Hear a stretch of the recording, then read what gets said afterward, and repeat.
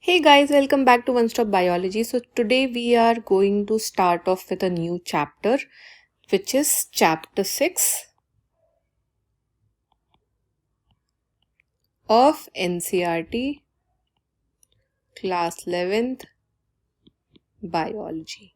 So basically this chapter deals with anatomy of flowering plants. So before this chapter 5th, we actually studied morphology of flowering plants, right? So as morphology means study of the outer parts of the plant, the study of internal structure of plants is known as anatomy. So what is anatomy?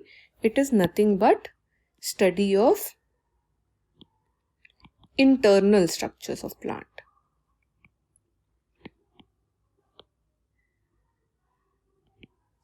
Right?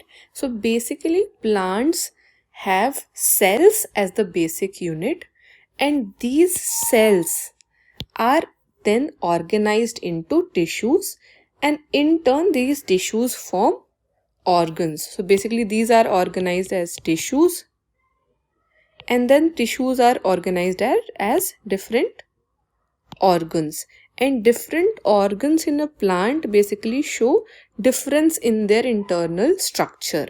So like within angiosperm, the monocot and the dicot are basically also seen anatomically different, and internal structures are basically why different? Because of adaptations to diverse environments. So let's start off with the topic tissues. Right now, what exactly are tissues? So a tissue is a group of cell. So it is a group of cell, right, which has a common origin, and it usually performs a common function. Okay, so a group of cells which have a common origin and they perform a common function are known as tissues. Right now, a plant is basically made up of different kind of tissues, and these tissues are classified into two main groups. So remember, plant tissues are classified into two main groups. First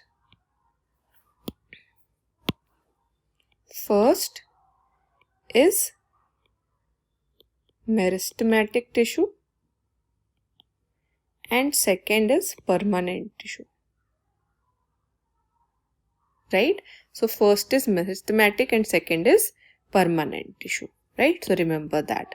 Now let's see what are meristematic tissues. Okay? So basically the growth in plant is very much restricted in specific regions, right? So basically the growth in plants is restricted to specialized regions of active cells, and these specialized region of active cell division are basically called meristems, right? So basically these are specialized region of active cells. Now the meristem which occur at the root tip or the shoot tip, they produce primary tissue. So basically plants have different kind of meristems. Now meristem occurring at the tip of root and shoot, and they produce primary tissues are known as apical meristem. Right? So root apical meristem and shoot apical meristem. Now root apical meristem occupies the tip of root, while the shoot apical meristem occupies the tip of shoot or stem. Right? So let's see this structure once that I have drawn. This is the structure of apical meristem. Right? So here if you see this structure, the first one is root apical meristem and the second one is shoot apical meristem. So let's see what exactly these structures are. Here this dotted region is the root apical meristem. So it is at the tip of the root system, right? Below that is the root cap. Root is always covered with a root cap. This is nothing but initial of root cap. Okay, so root cap starting from there. Then you have here these two, this area and this area. So these are initials of central cylinder and cortex. Okay, then inside here this is protoderm,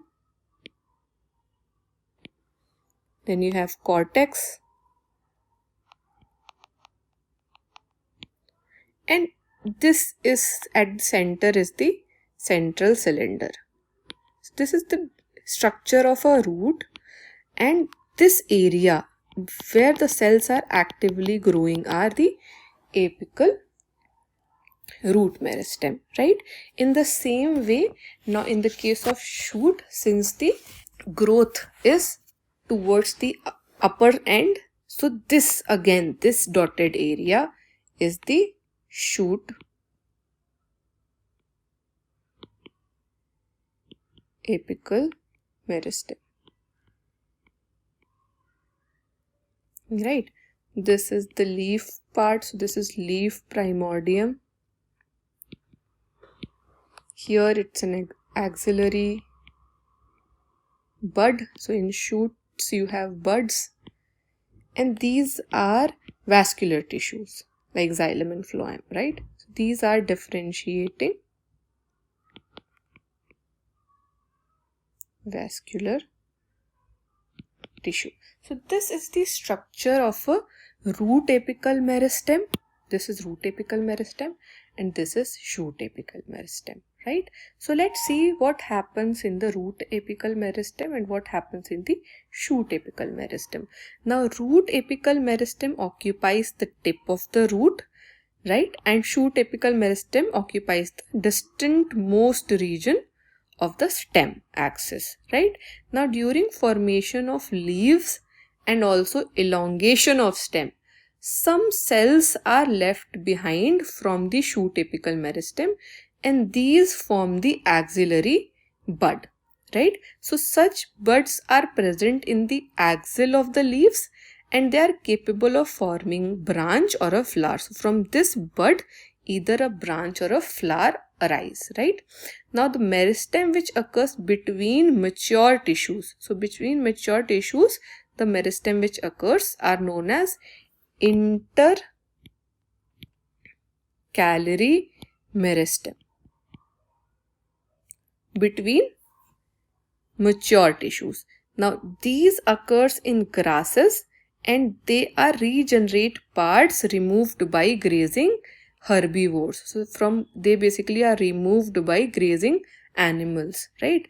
Now the apical meristem and the intercalary meristem are basically primary meristems. Why so? Because they appear early in life of a plant and they contribute to the formation of the primary, the very first plant body, right? Now these meristem that occur in the mature region of root or shoot of many plant, especially those plants which produce woody axis and which appears later than primary meristem, are known as secondary or lateral meristem. So secondary or lateral meristem are basically produced from the mature region of root and shoot, specifically from woody axis, right? So basically plants which produce woody axis and they basically appear after the primary meristem. So these are known as secondary or lateral meristem. Now these are basically cylindrical meristem. So these are cylindrical meristem, right? And some examples of these meristems are like fascicular vascular cambium, then you have interfascicular cambium, you have cork cambium, right? So these are basically responsible for producing the secondary tissues, right? Now following divisions of cells in both primary and then secondary, there are newly formed cells which become structurally and functionally specialized and they lose the ability to divide, right? So there are another set of cells which are formed after the division of cell in primary and secondary. there are some newly formed cells, right, which become structurally and functionally specialized. So now they are specialized in a particular function, and then they lose the ability to divide. So such cells are termed as permanent or mature cells, and these form the permanent tissue, right? Now during the formation of a primary plant body, specific regions of apical meristem produce dermal tissue, ground tissue, and vascular tissue, right?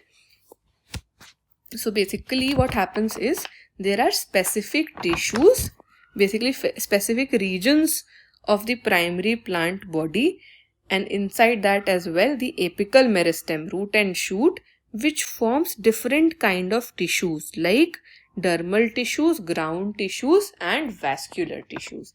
Now these all have different functions. So let's see what permanent tissues are, right? So basically permanent tissues, the cells of the permanent tissue, what we saw is they do not usually divide further. So once after primary and secondary cells are formed, there are specialized cells formed, which after they are formed they have specific function, and then in there itself they stop dividing, right? And these cells are known as permanent cells, and these cells only form the permanent tissues. Now basically the cells do not divide, and permanent tissues having all cells which are similar in structure and function. So remember that permanent cells, right, which have similar structure and function are known as simple tissues. So there are basically two types of permanent tissues. One is simple and the other is complex. So in this video we are going to study simple tissue first, right? So there are some cells which have similar structure and function. These are known as simple tissues. Now there are other tissues, permanent tissues, which have different type of cells. Remember, so their cells, these cells are not similar in structure and function. These are known as complex tissues, right? So let's see what are simple tissues first. So the simple tissues is made up of only one type of cell, right? So either it can be parenchyma, it can be Colonchyma and Sclerenchyma, right? Now parenchyma forms the major component with organs. So remember, parenchyma forms the major component with organs, and these cells of parenchyma are isodiametric, right? So I'll show you the structure of parenchyma as well. Now they may be either spherical, oval, round, or polygonal, or elongated in shape. Now the walls of parenchyma cells are thin and they are made up of cellulose. What? They are made up of cellulose and they are thin, right? Now they can be very closely packed, or sometimes they can have small intercellular spaces as well. Now the parenchyma performs functions like photosynthesis, storage, and secretion. So you can see how important the parenchyma cells are. So these are the parenchyma cells. So this that you see are the cells, right? Now they can be of various shapes like oval, spherical, round, polygonal, or elongated. And these spaces in between, so they can be closely packed or they can have spaces which is known as intercellular spaces, right? So these are the parenchyma cells, and they basically perform very important functions like photosynthesis, right? Now the other type of cells are Colonchyma cells, right? So the Colonchyma cells occurs in layer below the epidermis in dicot plants. Remember that Colonchyma cells occur in layers below the epidermis, which is the outermost layer in dicot plants. Now either they are found as a homogeneous layer or sometimes So a continuous layer, or sometimes in patches as well, right? Now these cells, basically they consist of cells which are thickened at the corner, and this is because of deposition of cellulose, hemicellulose and pectin. So these cells are thickened at the corners. And why so? Because they have deposition of cellulose, hemicellulose and pectin. Now they can be oval, spherical, polygonal, and they also contain chloroplasts, which gives color, right? Now they assimilate food when they contain chloroplast, right? Now here in these cells, unlike the previous cells which were parenchyma, intercellular spaces are absent, right? So what functions do they perform? Since now they have a rigid corners, they have a thickened corners, they provide mechanical support to the growing part of the plant, like young stem or petiole or a leaf. So these basically are Colonchyma cells. So if I have to label it, you see this here, right? So this is the cell wall. Okay, then there is a gap inside which is a vacuole. Between the vacuole and the cell wall is the protoplasm, the plasma of the cell, right? And these thickened corners basically are deposition of cellulose, hemicellulose and pectin, right? So you can see that these are very tightly packed. There are no intercellular spaces, and since they are so tightly packed and they have thickened corners, they provide mechanical support to the young plant, right? Now the third type of cells are Sclerenchyma cells, right? So Sclerenchyma cells consists of long cells. These cells are long and narrow, and they have thick and lignified cell walls which have numerous pits. So basically these cells are long and narrow, and they have thick and lignified cell wall having a few or numerous pits. Now they are usually dead or without protoplasm. So see, either these cells are dead or they are without protoplasm. Now on the basis of variation in the form of structure, origin and development, Sclerenchyma may either be fibers, so they can either be fibers or sclerids, right? So fibers are basically thick-walled, elongated and pointed cells. So if you see the diagram here, you will see that the fibers are elongated, right? They are thick-walled and they are pointed cells. These are pointed cells, right? And they usually occur in groups in various parts of the plant, right? Now the sclerids are spherical. So these are spherical or oval or cylindrical. Again, very highly thickened dead cells with very narrow cavities, right? So these basically are found in the fruit wall of nuts, or maybe in the pulp of fruit like guava or pear or sapota, or in some cases seed coats of legumes or leaves of tea, right? Now the overall function of Sclerenchyma is also to provide mechanical support to organs. Remember, mechanical support to organs. So if I have to label these diagrams here, what you're seeing is a big lumen and a thick cell wall, right? While in the other cells there are some pits. So there are some pits, right? Then you have a small lumen, and you again have a very thick cell wall.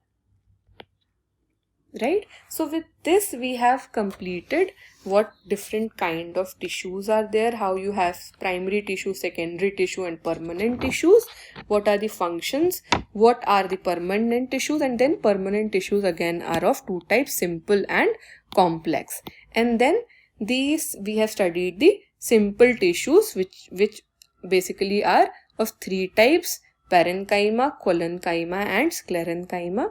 What these tissues are exactly and what are the functions, important functions that they perform. So in the next video we are going to discuss the complex tissue as well, right? So I hope you understood the initial concept of tissues and how they actually support the plant to perform the either different functions, or they form organs which perform specific functions in a plant, right? Like photosynthesis. So it's very basic, but again a very important chapter to understand the entire anatomy of the flowering plant. And if you have any doubt in the topics that I have taught in this particular video, please do not hesitate to ask either in the comment section, or I'll provide the WhatsApp number so that you can drop in WhatsApp messages, questions in WhatsApp messages, and I'll answer it there. The number will be there in the description of the video. And yes, if you understood the video very well, do not forget to like it, and guys, do not forget to subscribe to the channel to get all the updates, and please share it with your friends as well. Thank you. Bye bye.